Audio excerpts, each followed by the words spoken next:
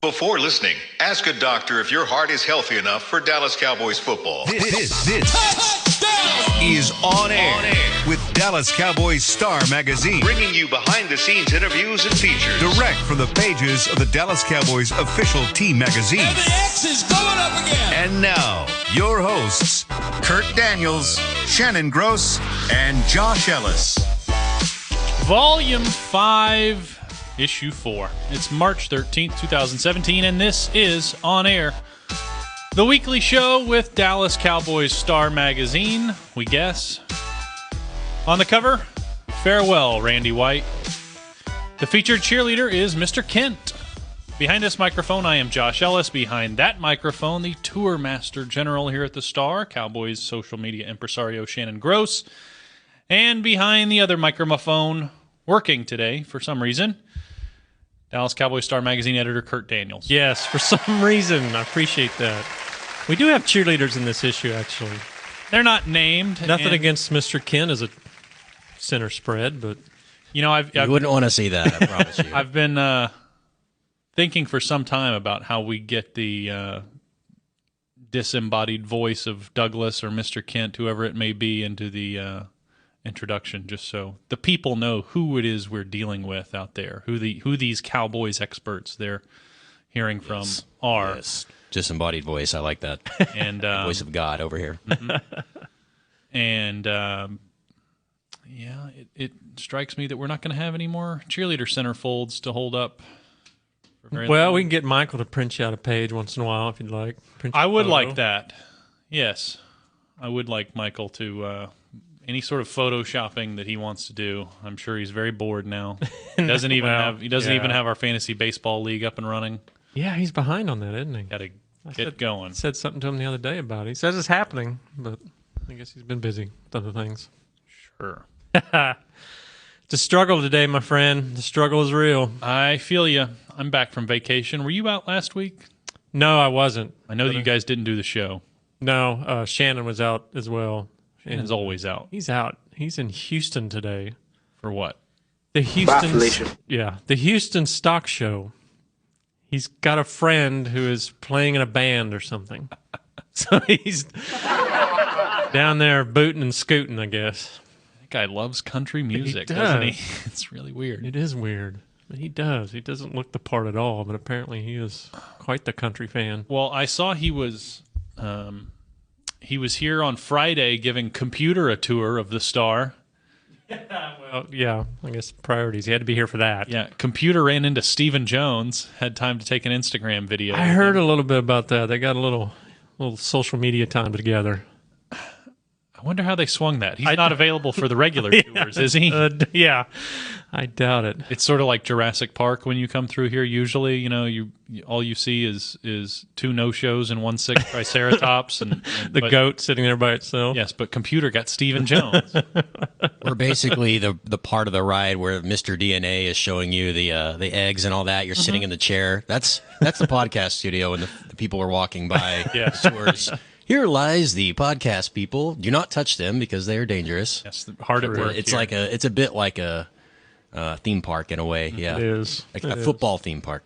Like the if you go to Six Flags, you're familiar with the Yosemite Sam ride where everything's animatronic.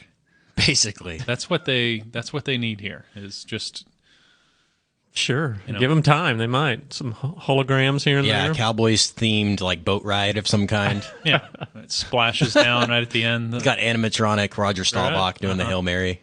Yeah, why not? I'd pay for that. I love that idea. They went too cheap on this building is the problem. Oh, you think? Yeah. I doubt it. Well, I'll tell you somewhere they didn't go cheap, and that's it.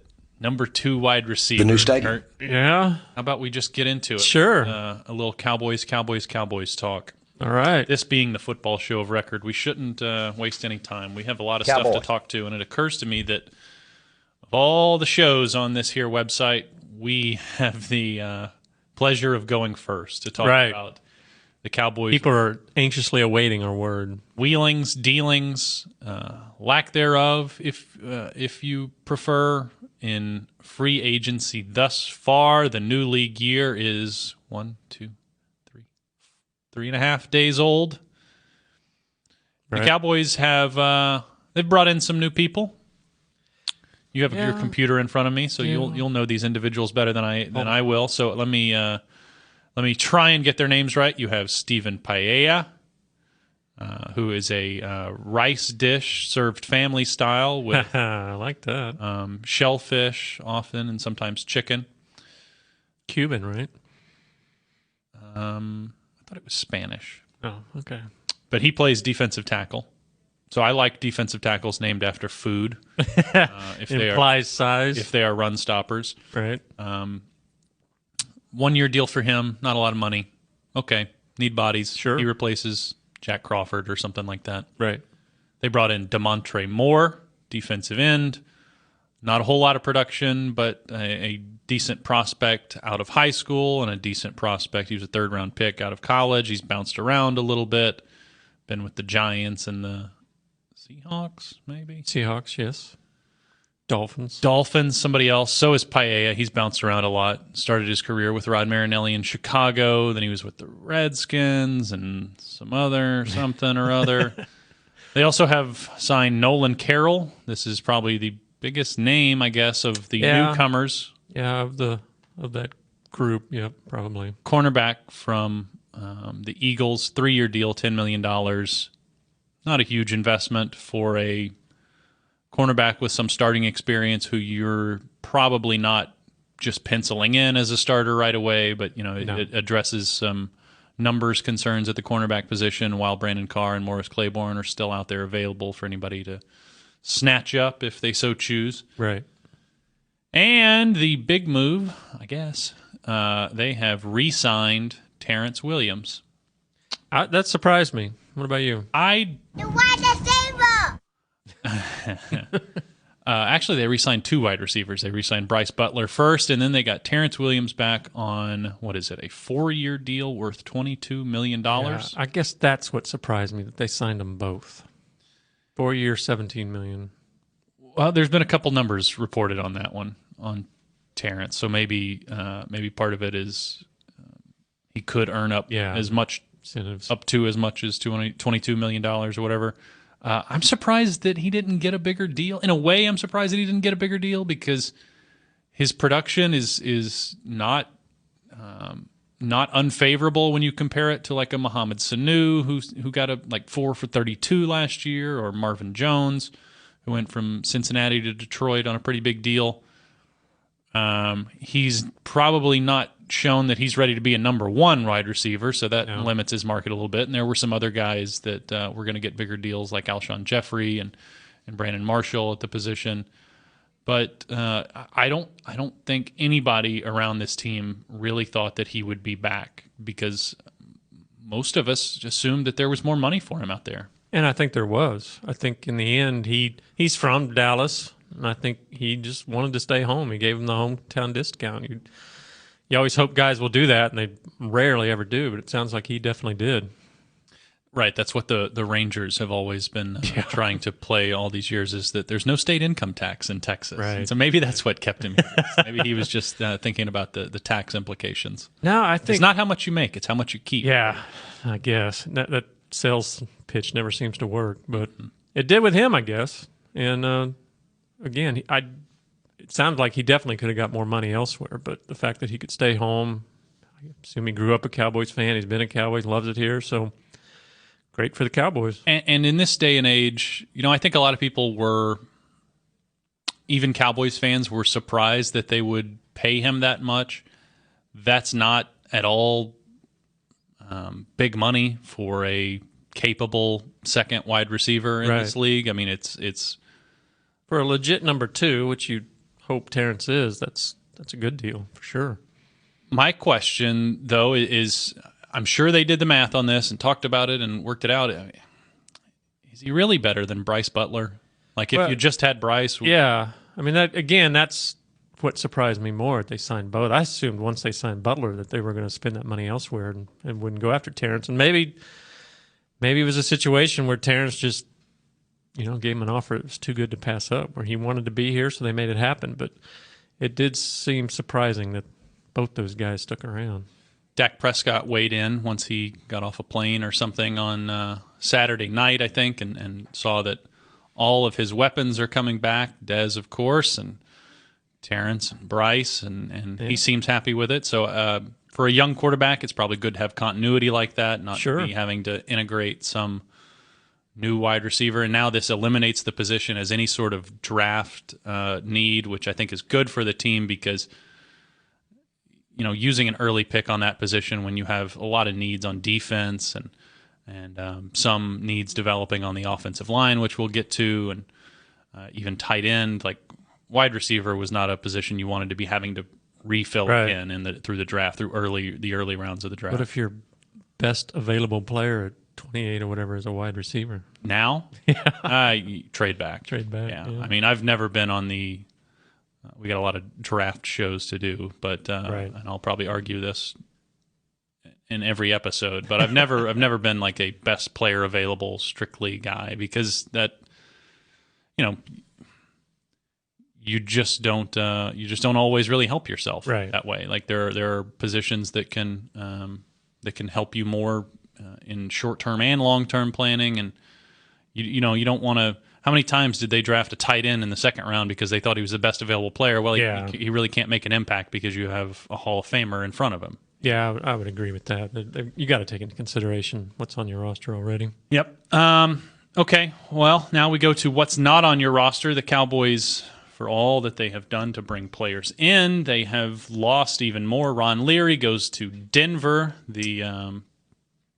Not a surprise. I would say he's been a Pro Bowl player, caliber player is these days. Like he's definitely been a Pro Bowl caliber player a few times in the last several years.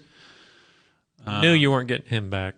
I don't think so. And you have the numbers to replace him, the ability to replace him at least with La'el Collins, who's a first-round talent who could step right in. But that gets more complicated now because since Leary signed, you've learned, at least reports say, I don't know that it's been confirmed by the team or anything like that, but it looks like Doug Free is going to retire.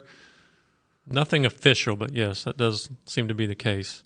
But I do think they knew that ahead of the Leary signing. Yeah, at the Combine, Jason Garrett claimed that he hadn't heard that, but I don't know that you necessarily take his word for that because that seems like the sort of thing that he would keep close to the vest. Yeah, and maybe that Free hadn't said, yes, I'm retiring, but I think he had said, hey, this is looking like, I'm going to retire. So I don't think it caught him off guard by any means. Barry Church signs with the Jacksonville Jaguars, who have now agreed to terms with every player who is a free agent. That would have been a nice one to keep, I think. But the money was borderline too high. 4 years for $6 million a year, $24 million. Good for Barry Church. Yeah. A big deal for him when he was just getting ready to hit free agency last time and tore up his elbow, something like that. Got Achilles. I think it was in Achilles. Yeah, you're right. Yeah. So tough injury right when he was about to hit free agency. He did sign a deal that was pretty friendly to the Cowboys to come back and played well. Steady player who I think the Cowboys will miss. I think that they will also miss the other safety that got away, J.J. Wilcox, 2 years, $8.5 million deal to go to the Tampa Bay Buccaneers. Yeah, that's kind of the reverse of the receivers. You thought they'd keep at least one of those guys, and I think losing both is kind of a tough pill to swallow there. Yeah. My preference would have been Wilcox because I thought he was going to come cheaper. He did. Shorter deal, less money per year. And it looked like he was really coming into his own in 2016 and maybe had another gear he could get to with more playing time. He was really physical, probably their most physical player in the secondary, and he finally was able to actually get to the ball instead of being a step late. But now they are either back to the drawing board at safety next to Byron Jones, or they're going to rely a lot on just the guys that they already have in-house. Jeff Heath has made some plays. I don't know if people are ready to say, okay, this guy is, a plus right at that position. They've also last year they drafted a guy named Kevon Frazier, who I guess was on the practice squad? No, most of he the was year? on the team. He was on the 53. He played Special minor teams. Yeah, special teams. He didn't Filled have a in at huge safety, I impact. think, towards the end when they were resting guys a little bit, Yeah. but maybe got a few snaps in. But had a decent year on special teams. Made a couple of decent tackles. I think he was on the punt team too, and on punt coverage and things like that. So look for him to step up. Yeah. So this is kind of the deal in the NFL and the salary cap era, where somewhere on the roster you've just got to, hope for the best and hope that you have young, cheap guys who are ready to step up and become the players that you thought that they could have been out of the draft. And in some cases, it's a guy who's taken the long path, like Jeff Heath, who's been here like 5 years now, Right. Or maybe Kevon Frazier with a year in the NFL weight room can become a reliable NFL starter, or maybe you get back into the draft and it seems like they've been on a real hamster wheel at safety for a long time. Yeah.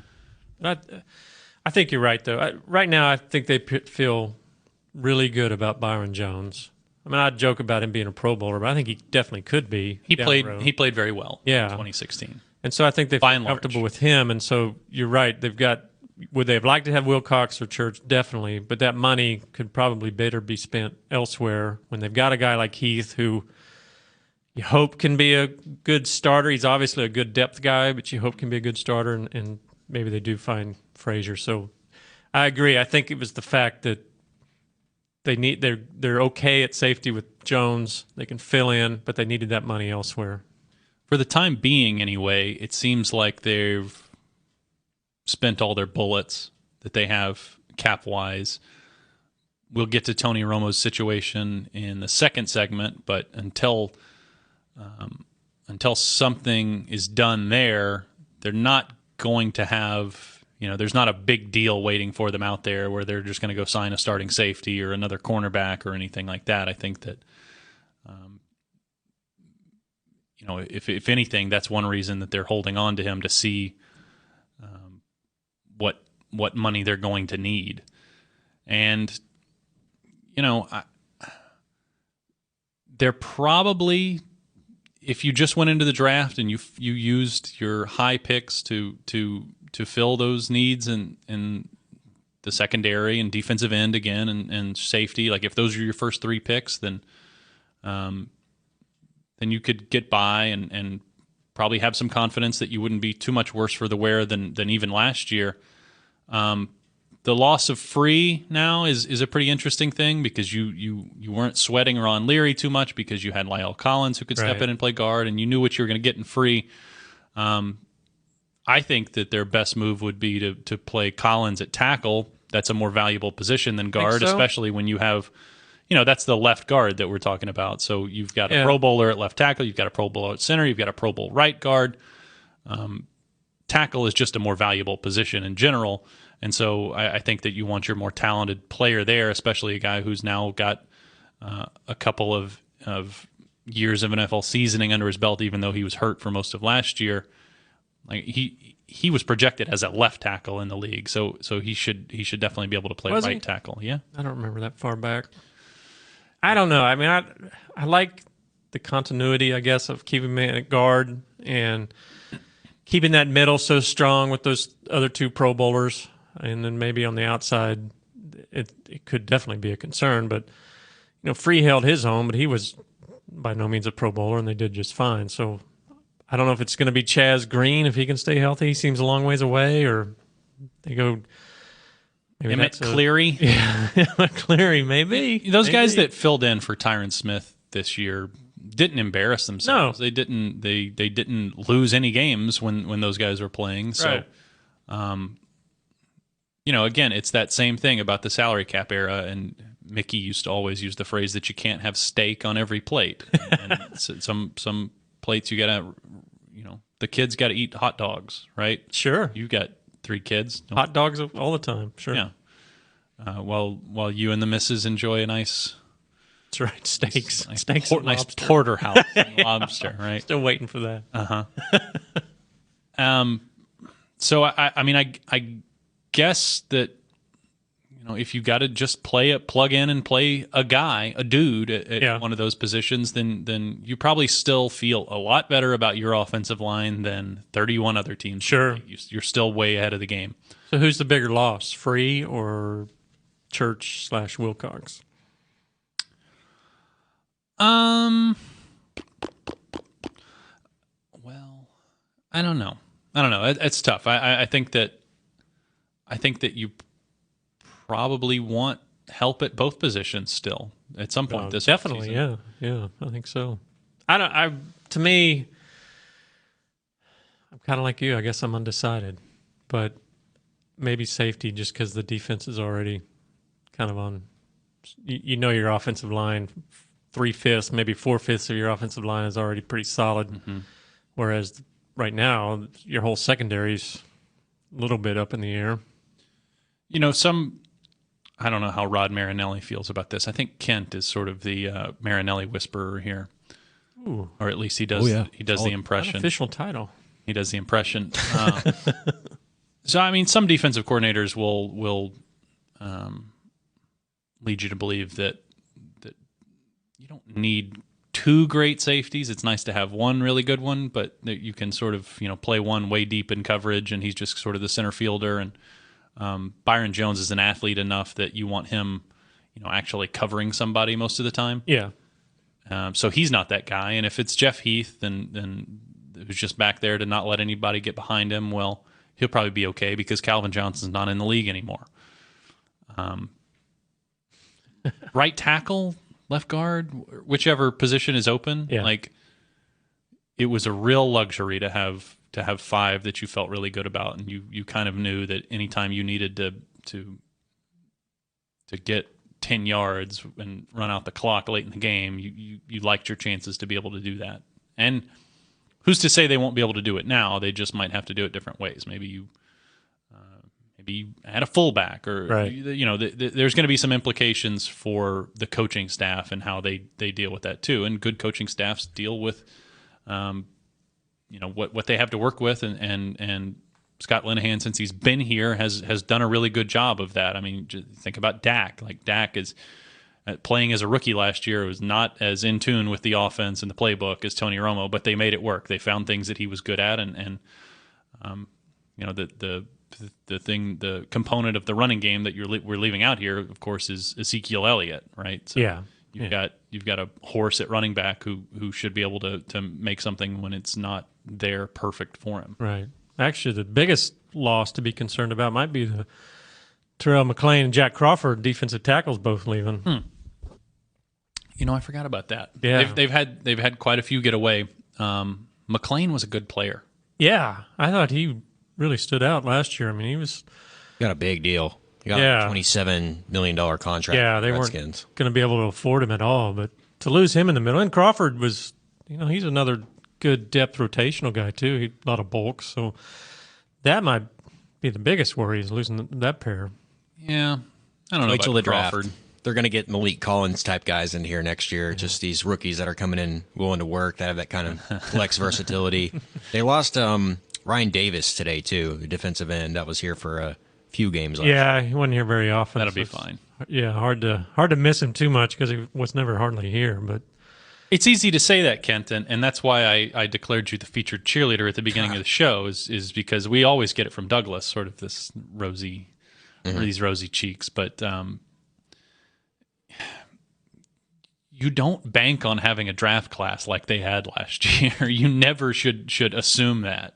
Malik Collins was really impressive as a rookie, and I think that they should have a lot of confidence that he's going to be an almost every down player at defensive tackle now. So there's one hole plugged, and you got to hope that Tyrone Crawford is better, and maybe DeMarcus Lawrence can stay healthy, and David Irving. David Irving looks good. Marcus Ware. DeMarcus Ware. We'll see. Charles Tapper will be back. Hopefully he'll do something. They have some guys up there, but it's hard to pencil in rookies. It's even your first round pick, whatever position he is, that late in the first round, it's hard to pencil him in as a starter. And now when you're picking fourth overall, yes, it's fair to do that. But think about Byron Jones as a rookie, and he was picked right around this position where the Cowboys are in the first round. He wasn't like a every down player as a rookie. He played a lot, but he wasn't an every down player, and he wasn't like exactly, just perfectly ready to go. He made his share of rookie mistakes. Yeah, he played just about every down, but he was bouncing around with corner, which probably wasn't his true position. But I get your point. You're right. Most rookies aren't going to come in and set the world on fire. You look at this class that they just had. Ezekiel Elliott's a hit. If Jalen Smith can play and stay on the field, and I think the jury's still out on that. By the way, there's a lot of conflicting reports on that. 1 minute you think to say the least. He's ready to, be the next Hall of Famer, and the next one you don't think he's ever going to play again. I think until you see him with pads on the field in a game, then just hold your horses. And by the way, I think that they're okay at linebacker with or without him, right? Like I think that with some combination of Sean Lee and Damian Wilson and Anthony Hitchens, yeah, they're not. It's not a terrible. I mean, as long as you have Lee there, you're right. And for the most part, there's only 2 of those guys on the field at once anyway. Usually, yes. So. Lee's a good start for sure. Yeah, no doubt. And again, assume that he's on the field and can play. But he's had a couple of good years in a row in that regard. So that's positive, and you're not worried too much about linebacker. But if Jalen Smith can play, absolutely, thumb up. But we'll see. I think their needs are fairly clear. It would be real weird if they took a linebacker or took a tight end or took a wide receiver or something or an offensive lineman in the first round. It would be very weird. Outside of offensive line and running back and probably quarterback, though, I think anything's on the table for that 28th pick. I think they'll probably just go best player available, depending on defensive line, cornerback, wide receiver. I wouldn't maybe a tackle at this point because Doug Free's going to be gone. You probably need some more depth there, but. I would say they're not pigeonholed into any position at 28. Well, this seems like the kind of year where if there's not a few of them that they like right there at 28, then they would either be looking to trade up to get one that they like at one of these positions that are real needs, cornerback, safety, pass rusher, or trade back or into a group where there's, sort of a glut of those guys. But by all accounts, I am far from a draft expert, but by all accounts, it's a pretty good draft for pass rushers and cornerbacks. So yeah, I hope it's best player available on defense would be my dream. But last time I checked, they weren't asking me. So, well, you're needing more responsibilities now. Maybe speak up. I think so. Speak up. All right. Will they have another draft pick to spend? We'll talk about that next. With unlimited data from AT&T, you can stream your favorite DirecTV content almost anywhere. Side effects may include sports-induced public celebration, increased desire to share spoilers, and repeated late-night use of the phrase, just one more episode. The unlimited effect. Get unlimited data when you switch to AT&T Wireless and have DirecTV. After 22 gigabytes of data usage, AT&T may slow speeds. Must have eligible TV service. If you're not eligible, AT&T will move you to a new plan and overage charges may apply. Plan will include Stream Saver. Other restrictions apply. See store for plan details. Hey, Cowboys fans. Did you know that over the next few years, more than 1 million service members will transition from military to civilian life? Veterans face unique challenges when they get out of the military, and Bank of America and the Dallas Cowboys are teaming up to help with financial education, career opportunities, and support of military nonprofits and organizations locally in North Texas and across the country. We're proud to support our troops and are deeply grateful for the dedication and sacrifice of our service members and veterans. Bank of America, official bank of the Dallas Cowboys, invites you to join us in our efforts to get involved by tagging game day photos on social media using #TroopThanks, that's #TroopThanks, and by learning more about our commitment to veterans at bankofamerica.com/military support. Together, we can thank our troops in ways that make a real difference. Copyright 2016, Bank of America Corporation. I went to my first Cowboy football game at the Cotton Bowl when I was 10 years old. I've been a Cowboy fan ever since, in the Super Bowl years and the not-so-good ones. Teamwork is what makes winners. At the law office of Domingo Garcia, we play as a team to win your case. If you have been hurt in a car or truck accident, injured on the job, call the law office of Domingo Garcia and join our winning team. With offices in Dallas, Houston, Austin, Odessa, and Tyler, we can help you in Texas. Call 214-941-8300. 214-941-8300. Back to On Air with Dallas Cowboys Star Magazine. Okay. Got to tell you about issue 3 of that Star Magazine. It is now available online at shop.dallascowboys.com. You're going to want this one. It's the farewell issue. The final issue. Final one. What would you say? Over 42 years. Did you count them all? Over 42 years. How many issues have there been in 42 years? Oh, actual over 1,300. It's like 1,330 something. We have the cool you're looking at now. Cool feature. Nearly every cover over 42 years we've got printed there. You cost us a rainforest, Kurt. Come on now. It was worth it. Sound like it wasn't worth it. It was worth it. Shots till the end.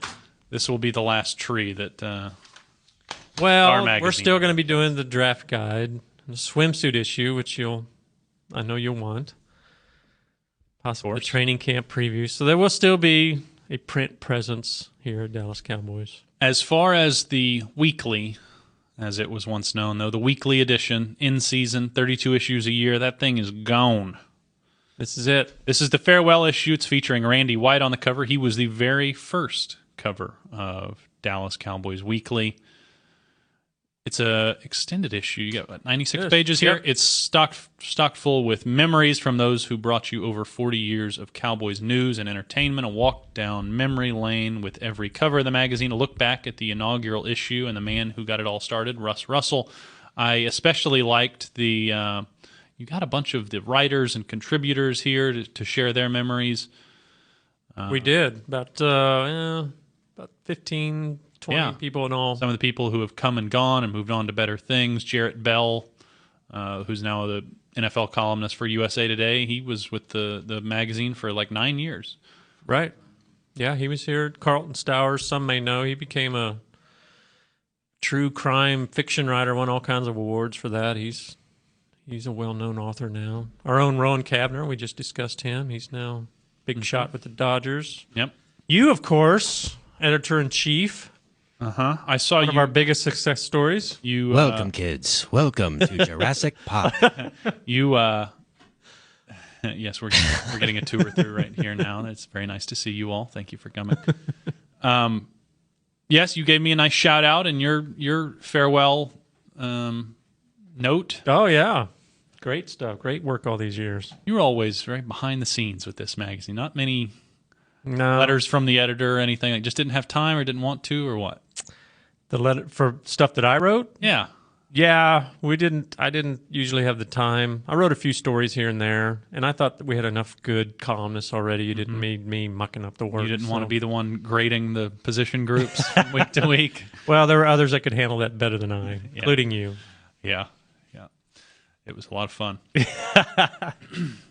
That's the one dumb thing every player read. Yep. Which stuns me to this day, why they care what our humble little publication wrote. But yeah, very, very interesting issue to check out. Yeah, they're available at shop.dallascowboys.com. Go pick up yours today. We like to think of it as a keepsake. Yes. You can get the final issue digitally for just $3.99. Tell us about Tommy John underwear, Kurt. Oh yeah. Shannon's not here to praise the... Have you tried yours yet? I told you I lost them. Oh, you lost them. That's right. I'm sorry. Tommy John underwear, though, is in a league of its own. Mind-blowing fabrics you can barely feel, if only you had yours.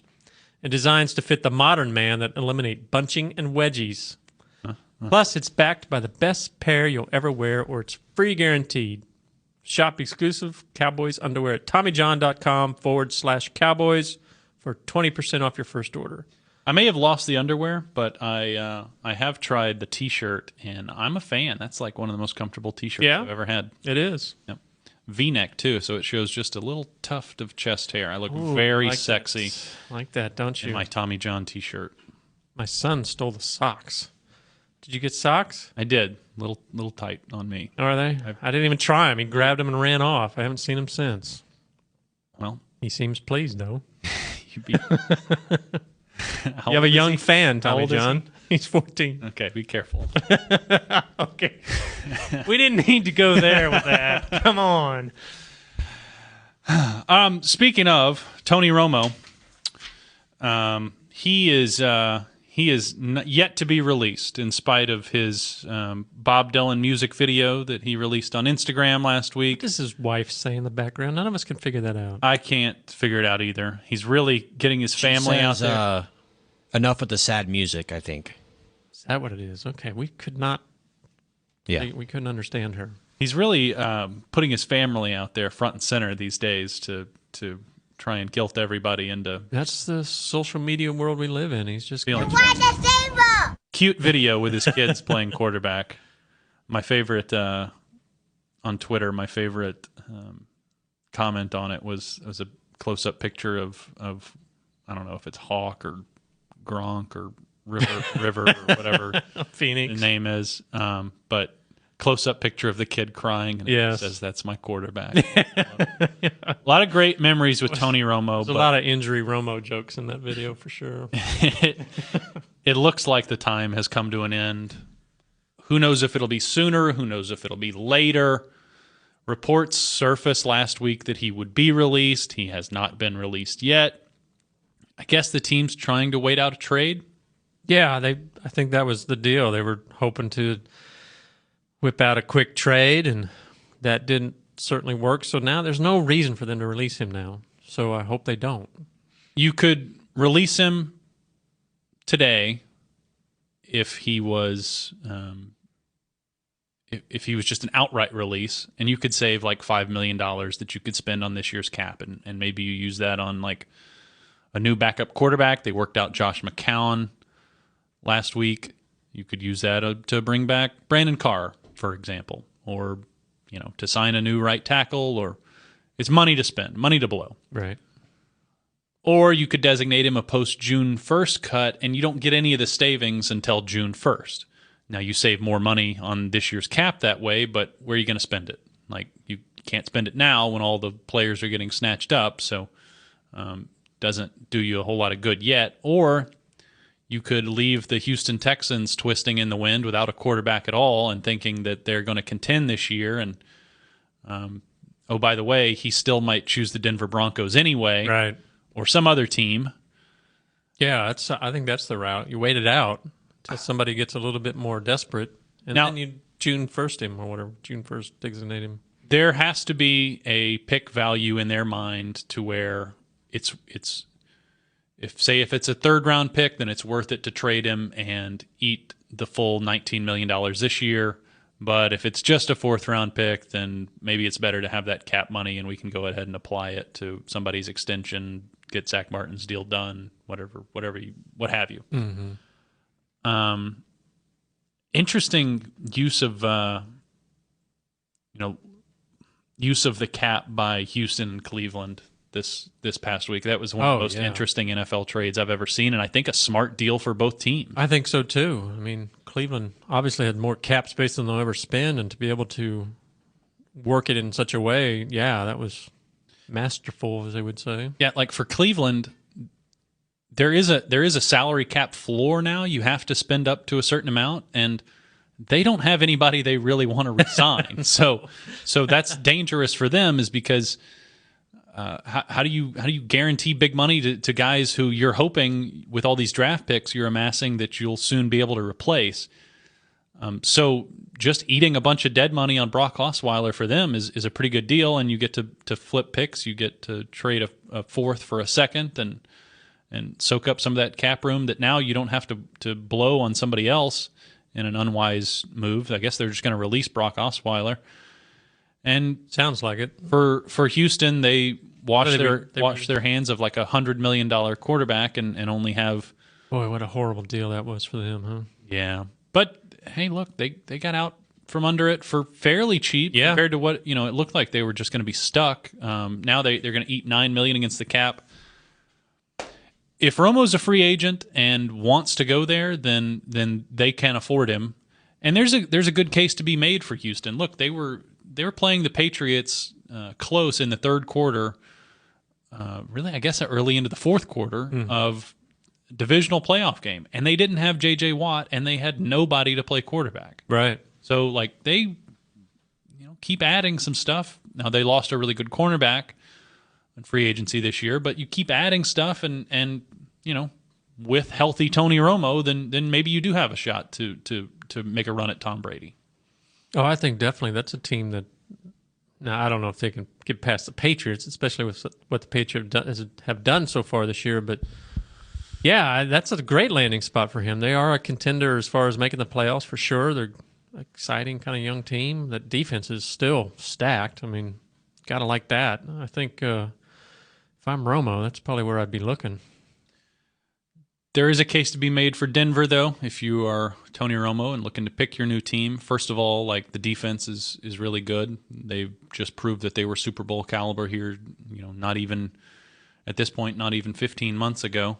Yeah, it's not quite the same defense, is it, though? And they don't have the same. Basically got everybody but aged DeMarcus Ware, right? Yeah, but they've still got Von Miller. You've aged Von. I mean, yeah, they're not. I mean, they're still good. You don't have Wade Phillips anymore. Got Aqib Talib. They lost Trevathan, last year? He was on the Super Bowl team, the linebacker. Mm-hmm. Yeah. They don't have Wade Phillips anymore. They don't have Gary Kubiak anymore. So it's sort of a new look thing. But we've seen this offseason Tony Romo hobnobbing with John Elway. Hobnobbing. I like that. There's in the same way that Peyton Manning had a level of comfort with a team run by John Elway, who won a Super Bowl as an old quarterback. Yeah. Tony Romo might have a comfort level there too. Or there could be all sorts of mystery guests and we'll see what Washington does with Kirk Cousins. I bet they keep him. We'll see if Kansas City really is committed to Alex Smith. I think if they were smart, they would be looking to upgrade there, and Romo would be just the guy. There's any number of teams that should have interest in Tony Romo, assuming that their doctors say his back is in good shape and there's no reason to expect him to get hurt again. And you like the idea though of the Cowboys just kind of standing pat for now? And what's the rush? Yeah. I would keep him until after the draft. If you get through the draft and you still don't have an offer for him, then okay. You might as well just go ahead and release him and spend some of that money elsewhere. But otherwise, this at the Combine, Jerry's phrase was the do right rule applies to Tony Romo. Well, did the do right rule apply to any of the other free agents that they let get away? I mean, did they worry too much about making sure that Terrell McClain came back to him with an offer that they might want to match? Did they worry about the do-right rule when they franchise tagged Anthony Spencer 2 years in a row and he tore his Achilles up? And might depend on just kind of how sour this thing ends up, how long it draws out. He might be like, I'm going to the Redskins. I'm going to play you twice a year and beat you because I know your defense. I know everything you guys do. You know what I mean? He might be trying to seek revenge other than, I won't play them unless we get to the Super Bowl. That'll be fine. He might take a different route depending on how long it draws out. I think the relationship's already soured some. So it has soured some, but maybe not to the point where he would go sign with Washington tomorrow morning, Right. Well, I get to that point. I mean, I think he's going to want to make a run at a Super Bowl. So whichever situation that he thinks puts him in the best position would probably be where he ends up. And Washington has to make a decision too. Is Kirk Cousins, who, by the way, the last 2 years, say what you will about him, he's not perfect. He's not the best quarterback in the league, but he has broken team franchise passing records back-to-back years. And so it's hard to move on from a guy who's 27 and already playing pretty well to go with somebody that's 10 years older and he's not going to be around 5 years from now. Was it you or somewhere I heard the Cowboys didn't exactly do right rule with Troy Aikman. And if you can kind of walk him out the door, there's no reason why you can't Tony Romo. So I don't. Yeah, well, Aikman wasn't as close to the family as Romo is. Yeah, but again, I don't know if it's still as close as we all. We go back to conversations that we've had before, like what was really the wisdom for Jason Garrett of going on vacations with Tony Romo? What was the wisdom for Jerry Jones of having Tony Romo up in his suite at concerts and high school football games all the time? I understand he's been here for a long time, and you guys have sort of worked together and tried to, pencil him in as the face of the franchise and tried to build up around him. But it doesn't mean you have to be buddies. It means that he's, a preferred employee in terms of like you're going to look out for him at the office. But it doesn't mean that you have to. It needs to be sentimental when the time comes. This is not a sentimental business. No, and I don't think. What little has been said so far, I think the relationship between Romo and Garrett is definitely not what it's been. I think they're kind of on an outs and in some ways. And even with the Jones family, you just got to think at this point, Romo's feelings are hurt. He's mad about being benched. He's mad at what's taken place when he knew everybody kept telling him he was the best quarterback the team had, yet he was still on the bench. He's a good football player. Exactly. There's no question about that. No question about it. But I think he's kind of hurt feelings about this all, and it's just soon, there's not much loyalty left. But Tony, if nothing else, Tony is a grown-up. He will, you expect, handle this like completely the way you would like him to. He's not going to go out and call into the radio station here and say it's time that they let me go and they got to do this and they got to do that. He's never worked that way. He's never said anything like crossways about the team, anything that wasn't like just total like the PR line. Right. Up until maybe if you consider that speech that in November when nobody really knew he was going to make it. He doesn't go off the reservation, and I think that he probably, like any communication he has with the team, will probably be behind closed doors. So yeah, I agree. I think that you save some face at least that way if you're worried about it. Now we've already heard from a couple longtime listeners of the podcast, Rachel Rizzuti included, that she's no longer a Cowboys fan. She's going with Romo. That's ouch. That's painful. I hate to hear fans say that. And a couple others I've heard. Have you? One that said like he'll come back to the Cowboys when Romo retires. Wow. How can the guy got hurt? It's not like we just excommunicated the guy out of our organization when he was in his prime. They had to make a decision, and they didn't sign Michael Vick out of prison to replace him. Like the guy that they happened to draft, who they thought maybe we can groom him to one day step in. Like he just happened to come in and play better than any rookie quarterback has ever played. So, this they have done right by Tony Romo. I think so. Yeah, they owe it to themselves now to do right by the Dallas Cowboys. I guess it's good fans have that attachment to players, but to me it's got to be the team, right? The players come and go so often. Players come and go, coaches come and go, the laundry never changes. All right, when we come back, we'll talk about something else that never changed. Until this week, more about that farewell issue of Star Magazine. To work this big land, you need equipment with values rooted as deep in Texas soil as you are. Like John Deere compact tractors with a 6-year powertrain warranty and big features that help you work less so you have more time to do what you love.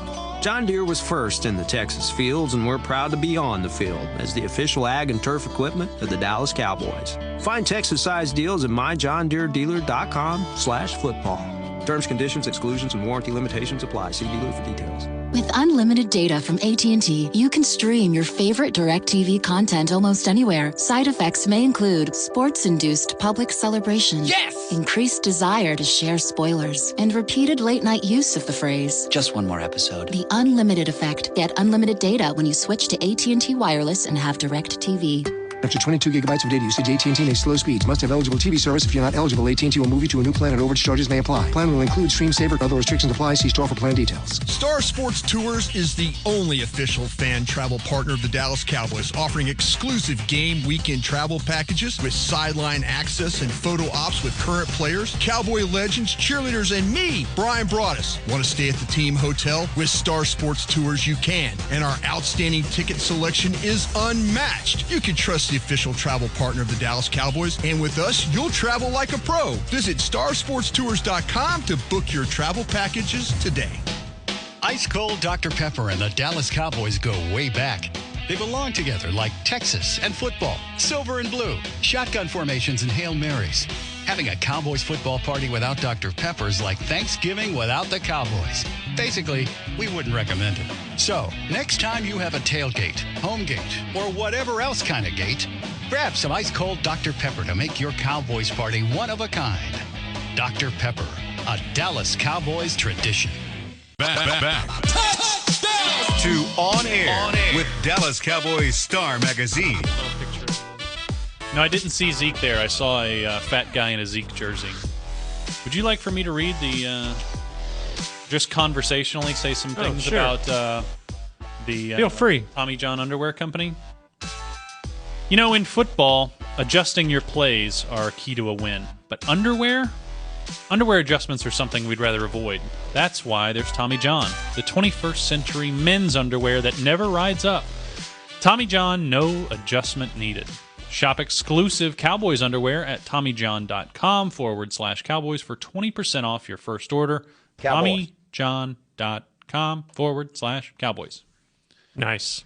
And that way, when you tear away your pants and shirt like an NBA player coming off the bench and run onto the field at AT&T Stadium in the third quarter of the season opener, then you'll be wearing the officially licensed underwear of the Dallas Cowboys like a true fan. Is that what you did at the St. Patrick's Day party on Saturday? No. Tear away the pants and run onto the field? No streaking. No streaking. Is that a good time?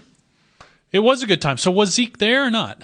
I've heard there was a picture there. I saw a picture, but I don't know anything. Well, there's all sorts of. I wasn't at the parade. I just went to the block party, and there's all sorts of things going on around Dallas on St. Patrick's Day. Always a good time. And apparently Zeke stayed out of trouble.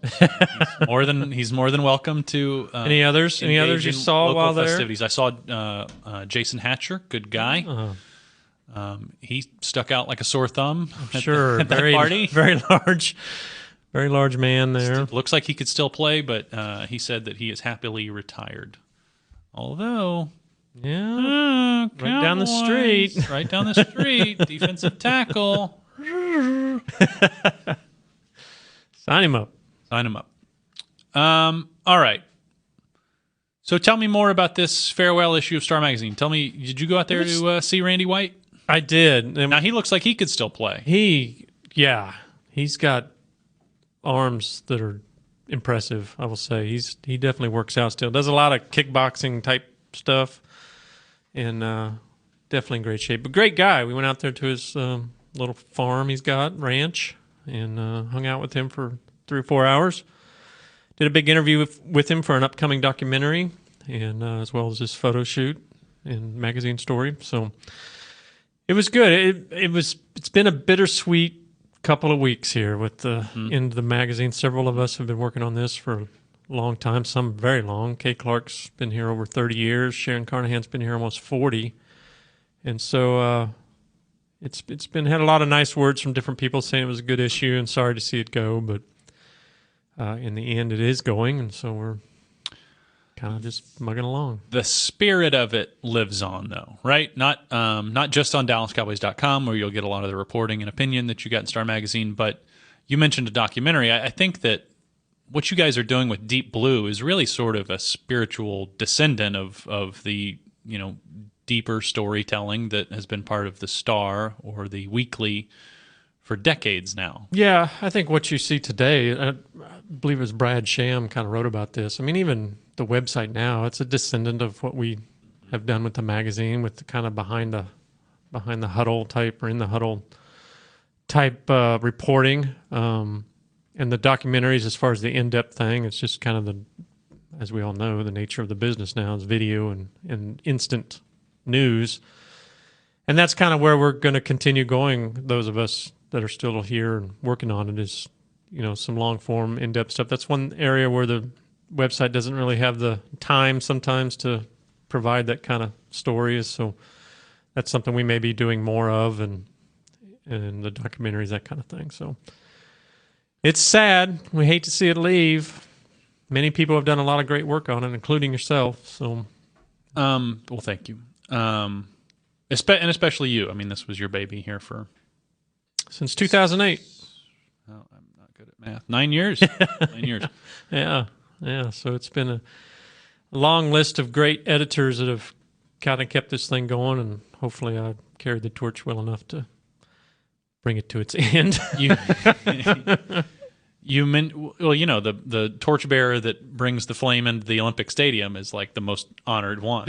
Yeah, is that way? Yeah. Let's see it that way. Well, yeah, that's the way we'll remember it. You mentioned a documentary involving Randy White. I'm assuming that's part of the Deep Blue series. So any spoilers that fans might want to look out for that series? I know the story coming year. Story that I'm working on this year. Last year I worked on the Black and Blue story, which was fascinating to me, and hopefully it came out good. This year we're taking a look back at the Doomsday Defense.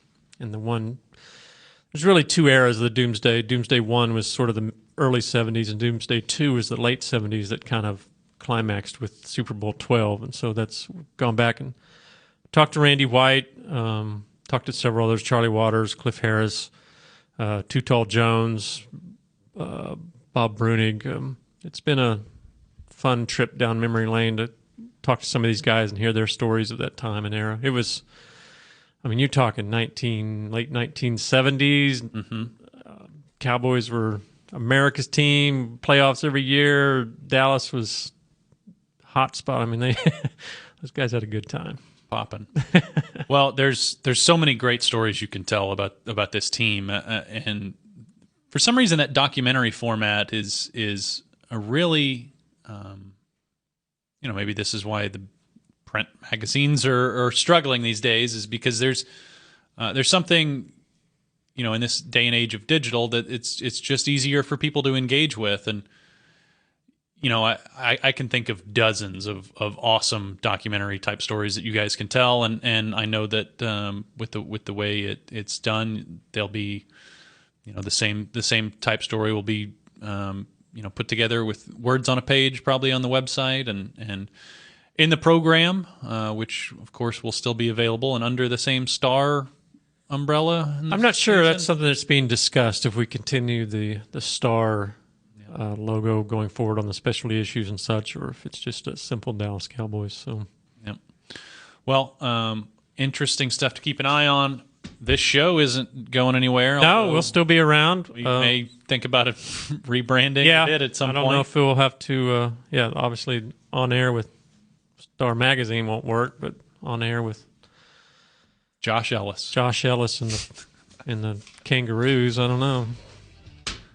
All right, well, we'll live through it. Again, to get the final issue of Dallas Cowboys Star Magazine, visit dallascowboys.com/star. That's it to now. Thanks to Mr. Kent for running the ship. Now, Mr. Kent, you can go to lunch. Thanks to Mr. Kent for pushing the big button. I love you, Mr. Kent. Thank you. For Kurt Daniels and Shannon Gross, I'm Josh Ellis. Thanking you bigly for sticking with us on air for another week. We'll be in here again in 7 days or thereabouts. This has been a production of Dallas Cowboys Star Magazine, DallasCowboys.com, and the Dallas Cowboys Football Club. To subscribe to Dallas Cowboys Star Magazine, call 1-877-632-2697.